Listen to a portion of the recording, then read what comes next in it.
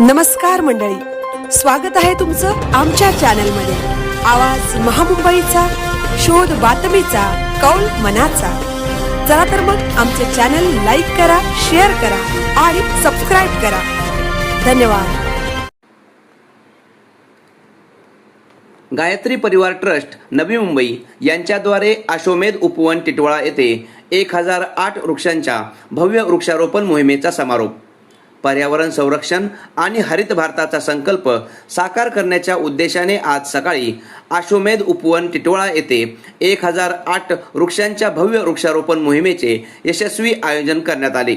या कार्यक्रमात गायत्री परिवार मुंबई उपनगरच्या महिला मंडळ, पुरुष मंडळ, युवा मंडळाच्या कार्यकर्त्यांसह विविध महाविद्यालयांच्या विद्यार्थी-विद्यार्थिनींनी उत्साहात सहभाग घेतला.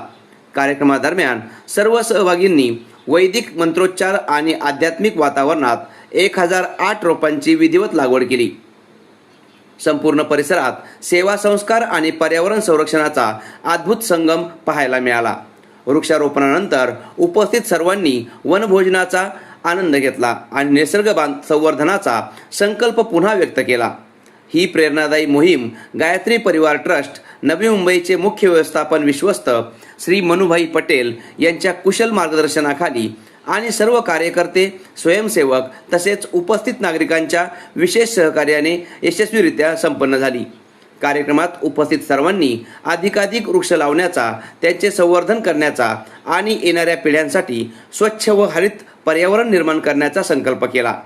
एक वृक्ष अनेक जीवन या संदेशासह पार पडलेली ही मोहीम पर्यावरण संरक्षणाच्या दिशेने एक प्रेरणादायी आणि अनुकरणीय उपक्रम ठरला. आवाज महामुंबईचा चॅनलसाठी निलेश उपाध्याय, नवी मुंबई.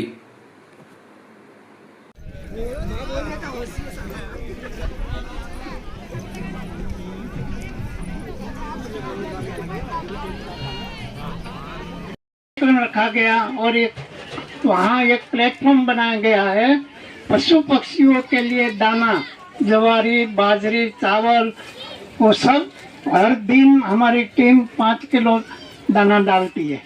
और 5 किलो दाना के लिए जो हम लोग ने सहयोग दिया वो 4 दिन में पूरा साल का दाने का पैसा हमारे पास आ गया.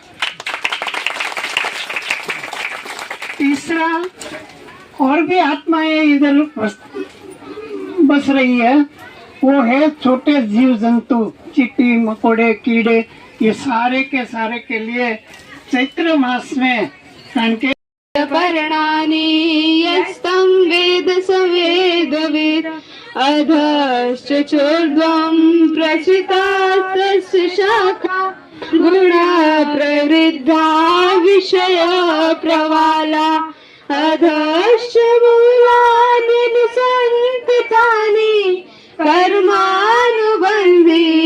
मनुष्यलोके न रूपमस्येह तथोपलभ्यते नान्तो न चादिर्न च सम्प्रतिष्ठा अश्वत्थमेनं सुविरूढमूलम् मसङ्गशस्त्रेण दृढेन चित्वा ततः पदं तत्परिमार्गितव्यम् यस्मिन् गता न निवर्तन्ति भूयः तमेव चाद्यं पुरुषं प्रपद्ये यथा निर्माणमोहाजित संघोष अध्यात्म नित्या विनिवृत्त कामा द्वन्द्वैर्विमुक्ता सुख दुःख संघे गच्छन्तमूढा पदमिव भूत सनातन मनश्चेष्टानीन्द्रियाणि प्रकृतिस्थानि कर्षति शरीरं यदवाप्नोति यच्चाप्युत्क्रामति ईश्वर गृहीफलानि संयाति वायुर्गन्धानि वाशयात् चक्षुर्दर्शनं च रसनं